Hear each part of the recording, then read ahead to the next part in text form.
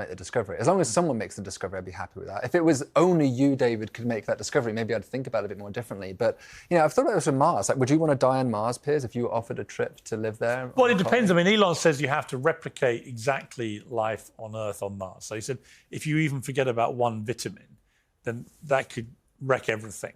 Which I thought was quite interesting. I hadn't really thought about it like that. But his very kind of forensic mind, it was like, you've got to replicate every single aspect. If you want to double up on another place, then you have to remember every part of what makes Earth work. I mean, do you agree with him about that? Well, certainly the biosphere is very interconnected, and there's lots of key components you need to bring. It sort of depends on what you... Like if we had no vitamin C, we'd all die, for example. Yeah, if right. we forgot something.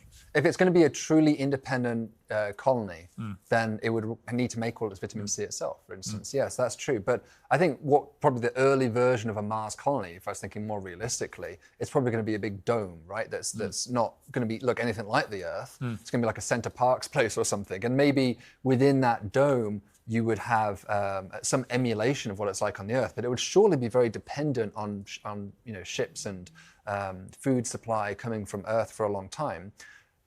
Personally, I think Mars, it would be really fun to visit, but I would not want to die on Mars. I mean, it's like going to Antarctica. I don't know if you've been to Antarctica. Well, it is at the moment, but you never know what it might be. By the time they finish work on it, Elon's got all his people up there. I'm maybe not as optimistic about that as you, but I think it could.